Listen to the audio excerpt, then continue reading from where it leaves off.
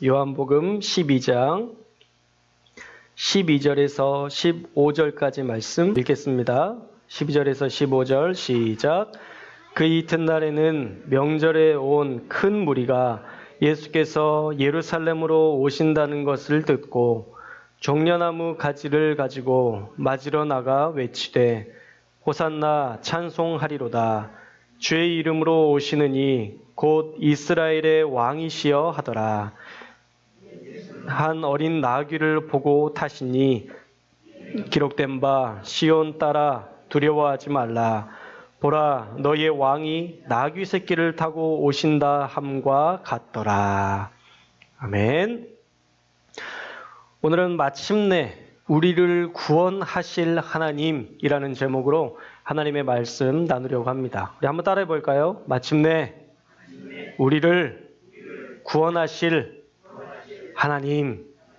하나님은요, 마침내 우리를 구원해 주시는 분이십니다. 자, 오늘은 종료주일입니다. 예수님께서 예루살렘에 입성하신 날로 이 종료주일을 메시아의 승리의 입성이라는 표현을 쓰기도 합니다. 그러나 그런 표현과는 맞지 않게 예수님은요, 전혀 다른 모습으로 예루살렘에 입성하셨습니다. 왕의 입성, 승리의 입성이라기보다는 사실은 너무 초라한 입성이라는 표현이 더 맞을 거예요. 먼저 오늘 본문을 이해하기 위해서 성전에 대해서 우리가 다시 한번 생각을 정리해 볼 필요가 있습니다. 여러분, 로마 사람이었던 헤롯 대왕이 성전을 이렇게 어마어마하게 지을 필요가 있었을까요? 헤롯이 유대인이었다면 가능했을 거예요. 왜냐하면 옛날의 영광을 생각해서 성전을 지을 필요가 있었죠. 그런데 로마 사람이었던 헤롯이 왜 성전을 지어야 했을까요? 이 의문에 대해서 한 번도 생각해 본 적이 없는데 어떤 책을 읽다 보니까 그럴 수 있었겠다라는 생각이 들더라고요. 사실 속국 중에 한 나라였고 그것도 유대교에 국한된 그런 신전이라고 할 수 있는 이 성전을 그렇게 어마어마하게 지을 이유가 있었을까 생각해 보면 참 이상한 일입니다.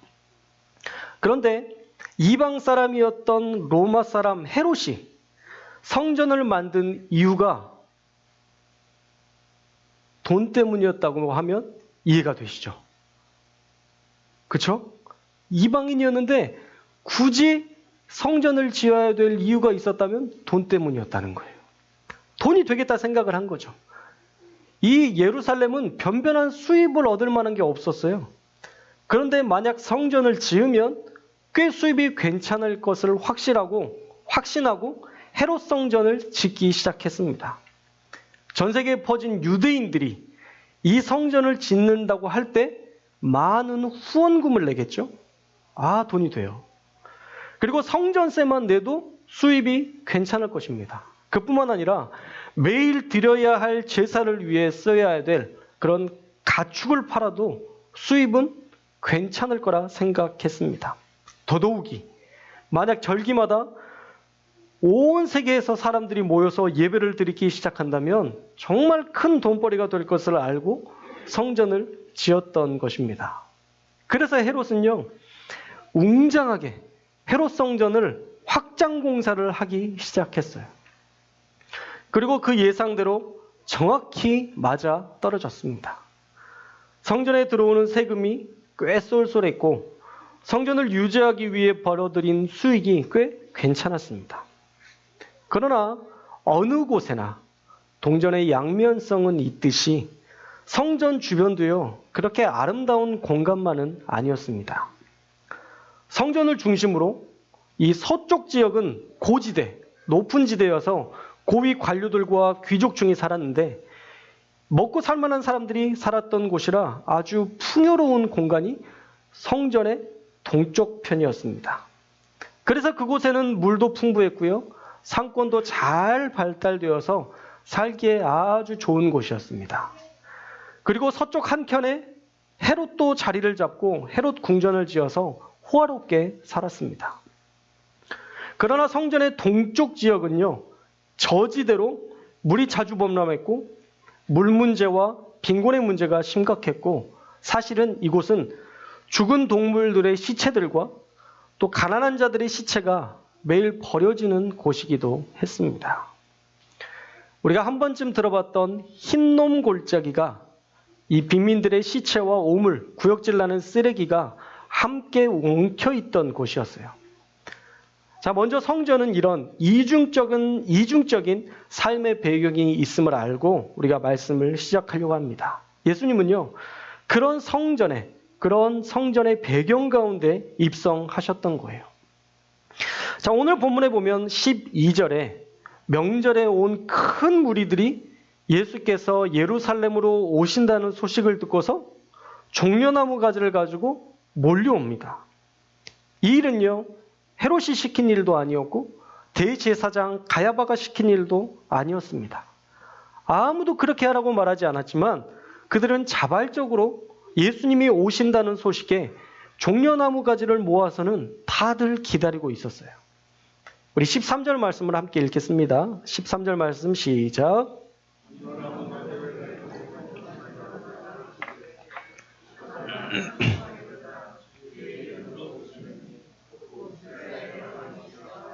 아멘. 자, 아무도 시키지 않았는데 자발적으로 종려나무 가지를 가지고 모이더니 외치기 시작해요. 호산나 찬송하리로다. 우리 한번 해볼까요? 시작. 호산나 찬송하리로다. 이것보다 더 열정적으로 정말 기대에 찬 그 소리로 그들은 외쳤을 거예요. 호산나 찬송하리로다. 주의 이름으로 오시는 이 곧 이스라엘의 왕이시여 라고 소리 높여 외치기 시작했어요. 자, 호산나라는 말의 뜻은요, 우리를 구원하소서라는 뜻입니다. 우리를 구원하소서. 여러분들이 정말 삶의 어려움이 있을 때, 도저히 해결될 것 같지 않을 때, 호산나, 하나님 나와 함께 해주시고 나를 구원해 주십시오. 여러분 그렇게 한번 외쳐보세요. 그러면 여러분 안에 하나님이 주시는 감격과 힘을 느낄 수 있을 것입니다. 그렇게 그들은요, 이스라엘의 왕으로 오신 예수님을 맞아들이며 그들은 기대하며 소리치기 시작했어요. 아마도 성전의 동쪽, 이 저지대에 살아가는 사람들의 그 삶과 그 아픔과 그 애환을 담아서 우리를 제발 이 거지 같은 상황에서 제발 좀 우리를 구원해 주십시오 라고 정말 간절한 소원을 담아서 간절하게 외쳤을 것입니다. 그리고 지금의 삶에서 로마의 압제로부터 우리를 구원해 달라는 진실하고도 간절한 외침으로 예수님을 찾아 불렀을 것입니다. 아마 그 당시의 사람들은요, 예수님을 메시아로 꽤 인정했던 것 같아요. 그동안의 기적을 통해서 보면 예수님을 메시아로 인정할 수밖에 없죠. 그분의 가르침을 통해서 진리를 깨닫게 되었던 것들을 생각하면 예수님을 메시아로 인정할 수밖에 없었을 것입니다. 그러니까 자발적으로 종려나무 가지를 가지고 와서 흔들기 시작한 거죠.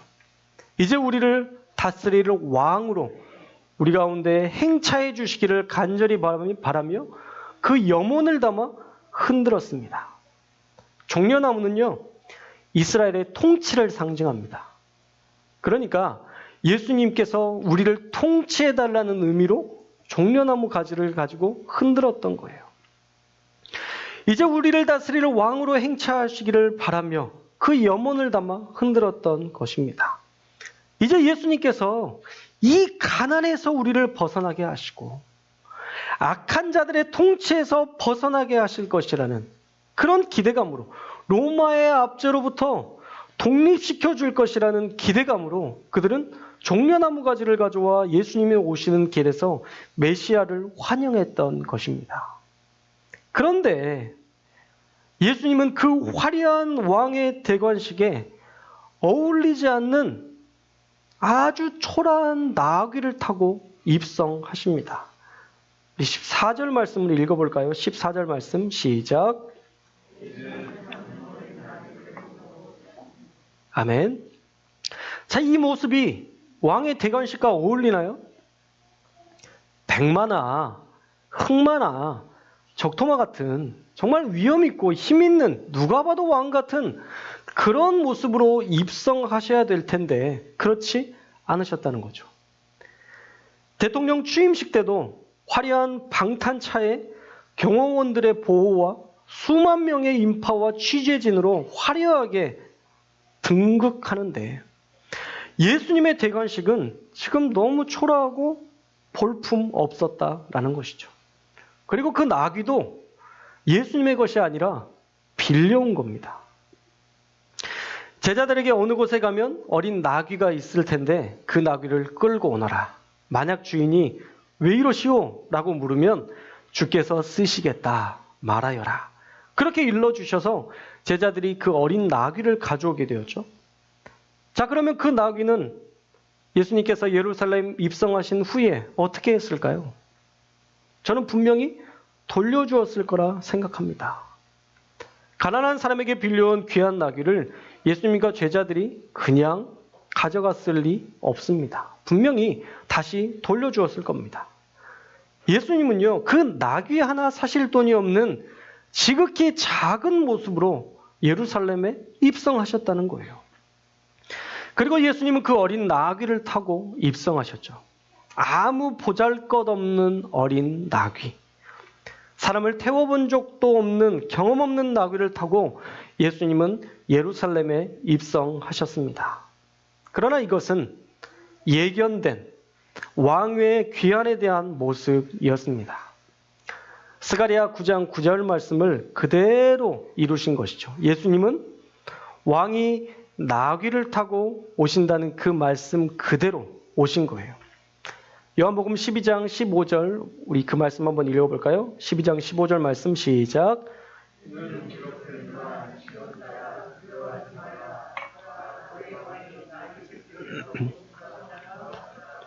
아멘.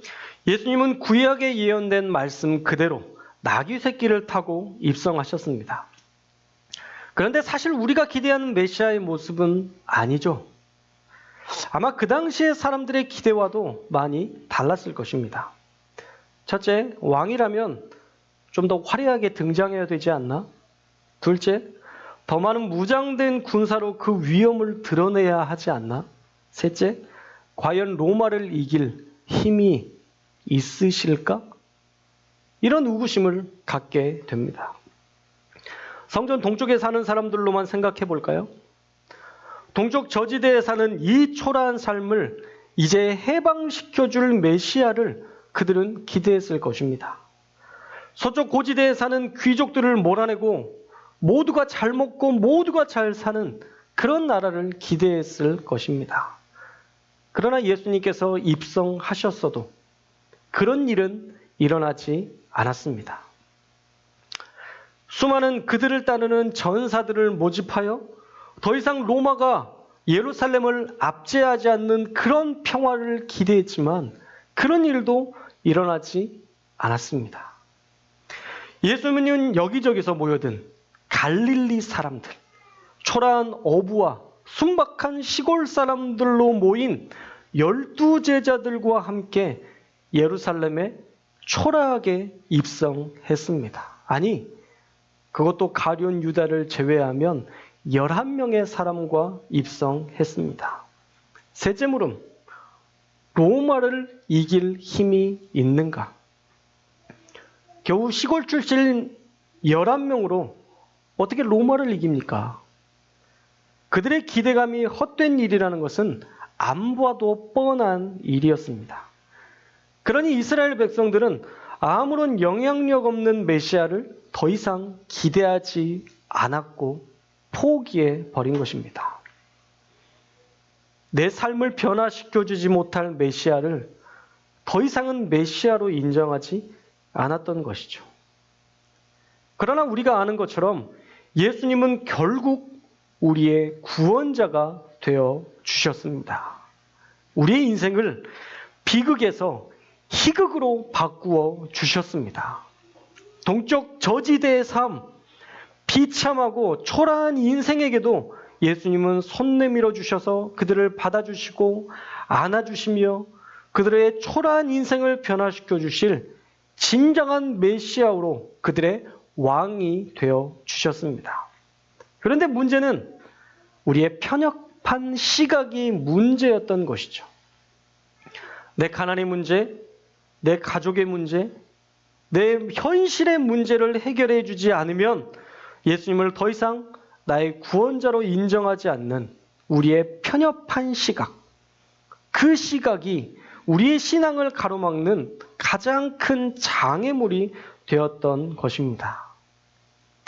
한때는 종려나무 가지를 흔들며 호산나 우리를 구원하소서 외쳤던 자들이 일주일 새에 금세 등을 돌리며 그를 못 박으소서, 바라바를 대신 살리소서 외치며 외면했던 그들의 믿음.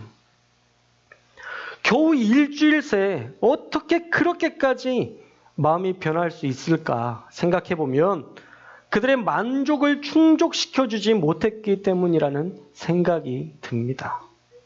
그러나 잘 생각해 보십시오. 하나님이 우리의 만족을 채워주셔야 할 분인지 아니면 우리가 그분의 기쁨이 되어야 할 존재인지 우리는 잘 분별해야 합니다. 우리는 예수님에게 우리를 구원하라 명령할 수 있는 명령권이 없습니다. 우리는 그런 존재가 아니에요. 우리의 구원도요, 예수님의 전적인 은혜로 된 것입니다. 저와 여러분들이 가진 수많은 죄의 문제, 우리가 해결할 수 없는 그 모든 죄의 문제를 예수님께서 전적인 은혜로 해결해 주신 것입니다. 그러니 구원도 선물로 받은 것이지 우리의 행위로 받은 것이 아니라는 것이죠. 그러니까 우리의 구원을 예수님께 명령할 수 없는 것입니다. 어찌 피조물이 창조주에게 그런 명령을 할 수 있겠습니까? 그것은요, 불가능한 것입니다. 그러나 예수님은 우리가 말하지 않아도 이미 구원을 다 준비해 두셨어요. 십자가에서 죽으시고 부활하시고 우리에게 성령을 보내주심으로 그 다음에 일어날 모든 길들도 다 예비해 주셨습니다. 우리가 원하는 때에 일어나지 않는다고 하나님이 일하시지 않는 게 아니에요. 따라해 볼까요? 우리가 원하는 때에 일어나지 않는다고 하나님이 일하시지 않는 게 아닙니다. 내 계획과 내 생각대로 하나님이 일하시지 않는다고 해서 하나님이 일하시지 않는 분이 아니라는 거예요. 저는 이 말을 참 좋아합니다. 제가 만든 문장인데 저는 이 말을 항상 되뇌이면서 하나님의 때를 기다려요. 하나님은 하나님의 때에 하나님의 방법으로 하나님의 위대한 일을 이루고 계십니다. 할렐루야. 하나님은요, 하나님의 때에 하나님의 방법으로 하나님의 위대한 일을 이루고 계세요. 멈춰 계신 게 아니라 여전히 하나님은 일하고 계십니다. 그 일주일을 기다리지 못해 마음이 돌아선 군중들. 우리가 그렇게 조급하게 살고 있다는 거예요. 여러분은 예수님에게 어떤 것을 기대하고 계십니까? 여러분의 삶에 여러분의 소원이 이루어지지 않는다고 조급한 그 어떤 것이 있으십니까? 답답하십니까? 사랑하는 여러분, 하나님의 길은 하나님께서 계획하시고 하나님께서 이루십니다. 그 길에 대한 모든 계획뿐만 아니라 그 일을 이루시는 분도 하나님이십니다. 비록 지금 보기에는 초라해 보이고 무능력해 보이지만 그분은 그 초라함 속에서도 위대함을 계획하고 계시고 그 무능력함 속에서도 당신의 위대한 능력을 이루고 계십니다. 그러니 우리는 그분의 길을 신뢰하며 나아가면 되는 거예요. 왜냐하면 그분은 결국 우리를 구원하시고 우리를 영원한 생명으로 인도하시는 영원한 우리의 인도자가 되시기 때문입니다. 할렐루야. 그리고 그 누구보다도요, 우리를 정말 진심으로 사랑하시는 분이세요. 우리 하나님은 여러분들을 그 누구보다도 진심으로 사랑하시는 분이십니다. 이 땅 가운데 어떠한 사람들과 비교해도 그 사람들보다 훨씬 더 여러분들을 가장 사랑하신다 말할 수 있는, 우리를 끝까지 책임져 주시는 유일한 하나님이십니다. 사람은요, 어느 순간 우리를 떠나지만 하나님은 절대 그렇지 않으십니다. 예레미야 32장의 말씀을 믿으시기를 축복합니다. 예레미야 32장 28절 말씀에 보면요. 네, 한번 읽어볼까요? 시작.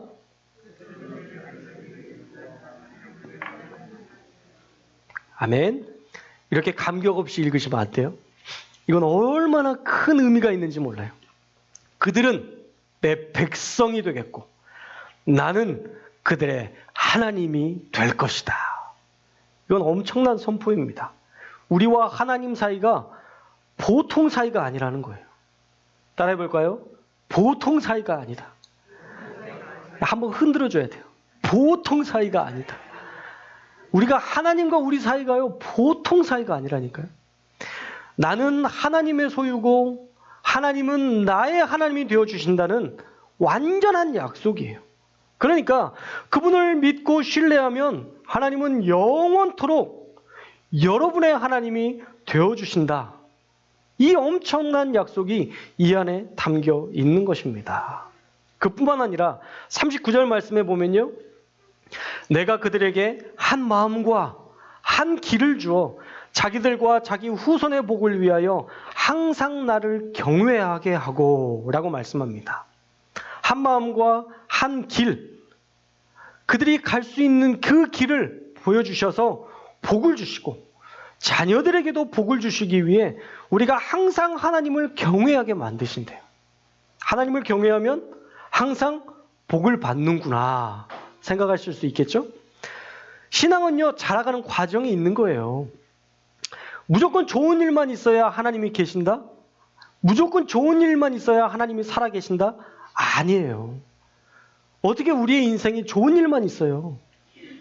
좋은 일만 있어도 사실은 힘들어요. 무조건 좋은 일만 있어야 하나님이 계신 것이 아니라 어떤 때에도 하나님을 의지할 수 있는 힘, 이게 신앙이에요. 좋은 일이 있어도 하나님을 찾고 나쁜 일이 있어도 하나님을 찾는 거, 이게 진짜 믿음이에요. 그래야 우리가 하나님을 어느 때나 경외할 수 있죠. 하나님만을 의지하게 만드는 그 힘을 주시기 위해서 우리의 인생에 여전히 고통도 있고 고난도 있고 어려움도 있다라는 거예요. 그래서 40절에 약속을 하시죠. 우리 40절 말씀 너무 귀한 말씀이라 우리 한번 읽겠습니다. 40절 말씀 시작.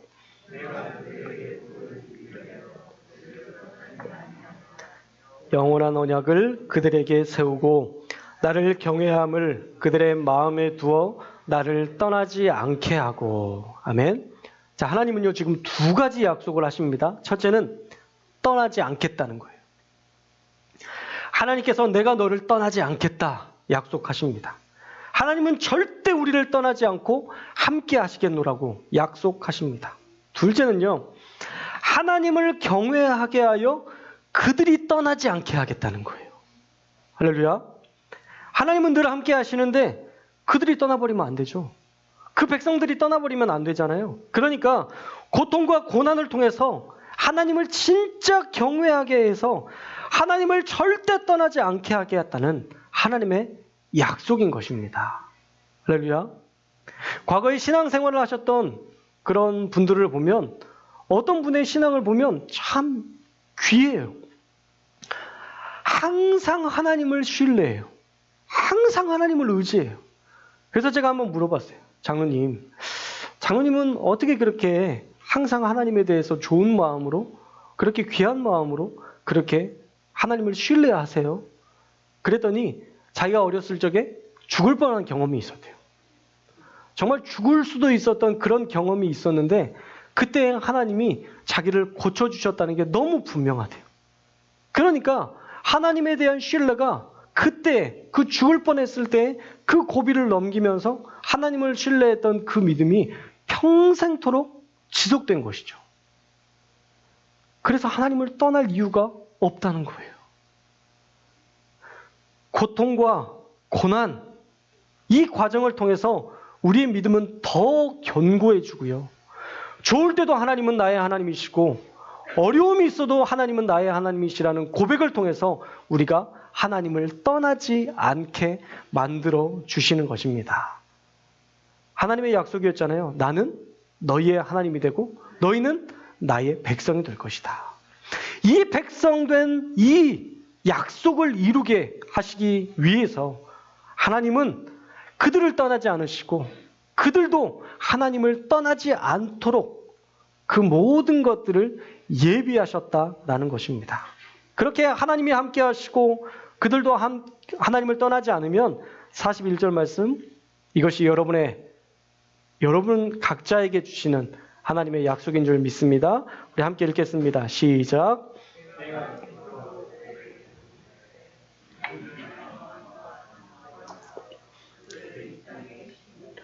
아멘. 자, 최종적으로는요, 하나님께서 기쁜 마음으로 여러분들 모두에게 복을 주신대요. 하나님께서 여러분들에게 복을 주시는데 어떻게 복을 주시느냐? 마음과 정성을 다해서. 마음과 정성을 다해서 그들을 이 땅에 심으실 것이다 약속하십니다. 할렐루야. 그냥 대충 심는 게 아니라 정성스럽게, 귀하게, 여러분들을 너무 소중하게 여기는 그 마음을 가지고 여러분들을 그 땅에 심으실 것이다 약속하십니다. 우리가 하나님께 뿌리내려 열매 맺게 하실 것이라는 약속인 거예요. 그러니까 우리는 지금의 초라한 인생에 우리의 초점을 맞추며 살아서는 안 된다는 거예요. 성전 동쪽 저지대에 사는 사람들처럼 내 가난을 해결하기 위한 하나님, 내 가정의 문제를 해결하기 위한 하나님, 내 우울증의 문제를 해결해 주실 하나님의 초점을 맞추며 살지 말고 오히려 이 모든 고난 가운데 우리와 늘 함께 하시는 하나님을 인식할 수 있어야 된다라는 것입니다. 우리로 주님을 떠나지 않도록, 주님을 경외하게 하시도록 주님께서 우리 가운데 고통과 고난을 허락하셨다면 우리가 그 고통과 고난도 달게 받을 수 있어야 하고 마침내 하나님을 만나면 되는 거예요. 할렐루야. 마침내 가장 위대한 하나님의 방법으로 하나님은 우리를 구원해 주실 줄로 믿습니다. 여러분의 삶에 하나님은 멀리 계시지 않아요. 여러분들이 하나님을 신뢰하는 믿음이 있으면요, 하나님은 여러분들을 마음과 정성을 다해 여러분들에게 복 주시고 여러분들을 여러분의 땅에서 열매 맺는 백성 되게 하기 위하여 정성껏 심으신다는 이 말씀을 저와 여러분들이 꼭 믿으시기를 주님의 이름으로 축원합니다. 지금의 문제를 해결해 주실 하나님이 아니라 호산나, 마침내 우리를 구원해 주실 하나님을 신뢰하며 오늘도 주님과 동행하는 저와 여러분들 되시기를 주님의 이름으로 축복합니다. 그리고 한 주간 주님의 고난에 동참하는 그런 고난 주간을 보내시기를 주님의 이름으로 축원합니다. 우리의 삶의 기쁨도 고난도 주님과 함께할 수 있음에 감사할 수 있는 저와 여러분들이 되어서 마침내 마음과 정성스럽게 우리를 심겨주셔서 열매 맺게 하실 하나님을 기대하며 살아가시는 저와 여러분들 다 되시기를 주님의 이름으로 축복합니다. 기도하겠습니다.